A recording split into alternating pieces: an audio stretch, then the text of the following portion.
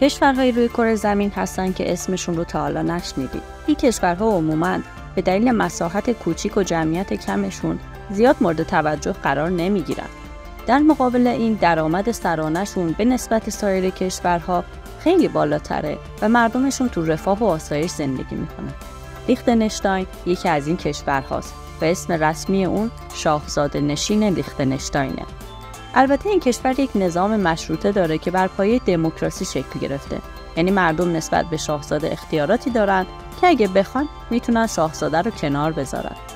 زندگی کردن تو این کشور به کنار، حتی بسیاری از انسان‌ها از وجود چنین کشوری بر روی نقشه خبر ندارن. این کشور واقعاً کوچیکه. لیختنشتاین بین دو تا کشور سوئیس و اتریش قرار گرفته. مساحت این کشور تنها 160 کیلومتر مربع و ششمین کشور کوچیک دنیا محسوب میشه. این کشور کوچیک نزدیک 40,000 نفر جمعیت داره که از این جمعیت تنها 6,000 نفر تو پایتخت کشور شهر فادوت زندگی میکنن. بیشتر مردم ترجیح میدن تو روستاها و در دل طبیعت سکونت داشته باشن. دیدن ماشین‌های گرون قیمت مقابل این خونه‌های روستایی کمی عجیب به نظر میرسه و شما رو جذب خودش میکنه. این کشور از نظر میزان باسوادی بهترین کشور دنیاست و 100% مردم باسواد هستن. تو این کشور اثری از جنگ و استرس وجود نداره و در چنین محیط آرومی زنان به طور میانگین 85 سال و مردان 79 سال عمر میکنن. لیختنشتاین تو طول جنگ جهانی دوم تونست بی‌طرف باقی بمونه و بعد از جنگ، زمانی که دیگر کشورها تو حال بازسازی ضربه‌های ناشی از جنگ بودن، این مردم بدون هیچ آسیبی به توسعه خودشون ادامه دادن. اگه با دقت از بالا به این کشور نگاه کنیم، می‌بینیم که لیختنشتاین بین 4 کشور اتریش، ایتالیا، سوئیس و آلمان جا گرفته. یعنی یکی از امن‌ترین نقاط دنیاست و در بین بهترین کشورهای اروپایی. این کشور فاصله کمی با شهرهای معروف تو همسایگی خودش داره و هر وقت که دلتون بگیره با 1-2 ساعت رانندگی میتونید به شهرهایی مثل زوریخ سفر کنید. لیختنشتاین علیرغم حضور تو قاره اروپا جزئی از اتحادیه اروپا نیست، اما مثل سوئیس، نروژ و ایسلند یکی از کشورهای عضو شنگنه. یعنی اگر ویزای شنگن داشته باشید، توی سفرتون به اروپا در طول 1 روز میتونید این کشور رو بگردید. البته کشور به جز تو زمینه کوهنوردی و گردشگری زمستانی چیز زیادی برای عرضه به مسافران نداره. همینطور لازمه بدونید که اینجا جزو معدود کشورهایی تو جهانه که مالک هیچ فرودگاهی نیست. به همین دلیل هم هر کسی که قصد داره به اینجا سفر کنه باید به صورت زمینی وارد کشور بشه.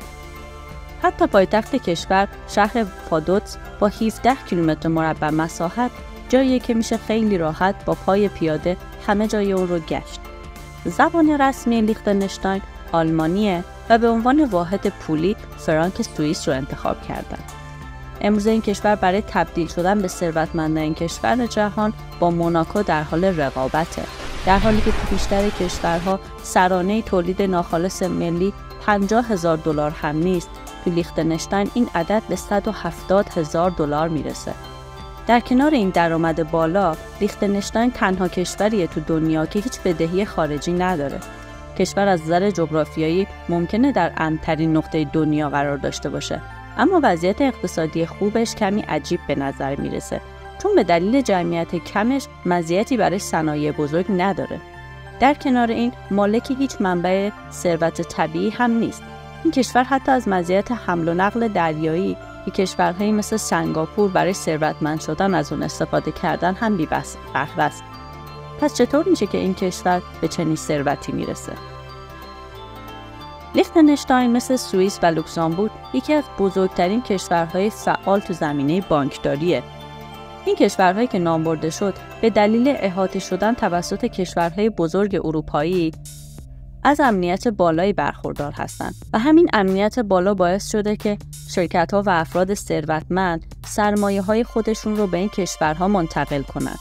در واقع لیختنشتاین تونسته یک اقتصاد تجاری آزاد پررونق و بسیار صنعتی رو توسعه بده. جدای از این نمیتونیم بگیم که تو این کشور هیچ اثری از تولید وجود نداره. اگر بخوایم مثال بزنیم، 25% از تولید دندون‌های مصنوعی و تجهیزات مورد نیاز دندون پزشکی تو این کشور تولید میشه و به تمام دنیا صادر میشه. در کنار این فرمون ماشین و کابل‌های الکترونیکی هم تولید میکنن. ورود سرمایه بسیار به این کشور باعث شده که نرخ مالیات رقم بسیار پایینی باشه. همونطور که تو کشورهای ثروتمندی مثل قطر، کویت و عمان به دلیل ثروت ناشی از نفت تقریباً از درآمدها مالیاتی گرفته نمیشه، تو کشورهای مثل لیختنشتاین و موناکو هم به دلیل درآمدهای حاصل از بانکداری و سرمایه‌گذاری نیازی به گرفتن مالیات از مردم نیست. در مقابل این، مالک یکی از بهترین سیستم‌های آموزشی و درمانی در دنیا هستند. از اونجایی که نرخ بیکاری در این کشور بسیار پایینه، میزان وقوع جرایم هم در حدیه که میشه از اون چشم پوشی کرد. امروزه نزدیک نیمی از کارکنان دفاتر شرکت‌هایی که تو لیختنشتاین فعالیت میکنن از کشورهای سوئیس و اتریش اومدن.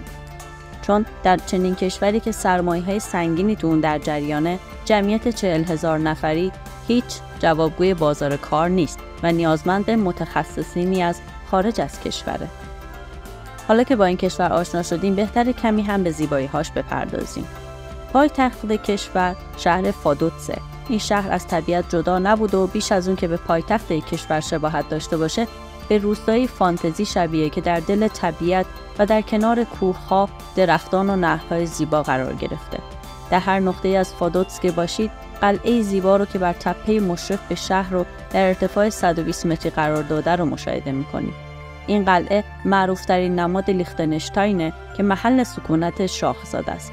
به هنگام قدم زدن در این شهر چیزی هست که نظرتون رو جلب می‌کنه و در تمامی شهر حس می‌کنید و اون سکوت و آرامش این شهره.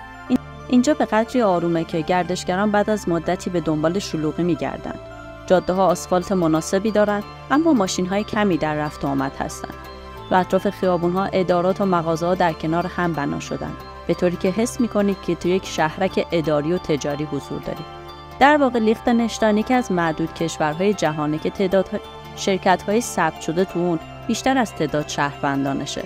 تو خیابون‌های این شهر جمعیت کمی رو مشاهده می‌کنید و برای برقراری ارتباط با این مردم باید با زبان آلمانی آشنا باشین، چون مخصوصاً افراد میانسال و مسن تسلطی بر زبان انگلیسی ندارن. احتمالاً کسانی که به هیجان، شلوغی و کشورهای وسیع عادت دارند خیلی زود از این کشور خسته میشن. در مورد لیختنشتاین این نکته قابل توجهه که ساختمان‌های بلندی رو تو سطح شهرها مشاهده نمی‌کنید.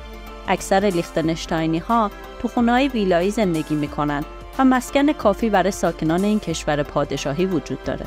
خونه‌ها معمولاً 2 یا 3 طبقه هستند که در بین درخت‌ها و جنگل‌ها جای گرفتن. در تمام شهر به هر طرف که بچرخید نمای کوه‌ها رو مشاهده می‌کنید و علاوه بر اون خونه‌ها حیاط و باغچه‌های زیبایی هم دارند.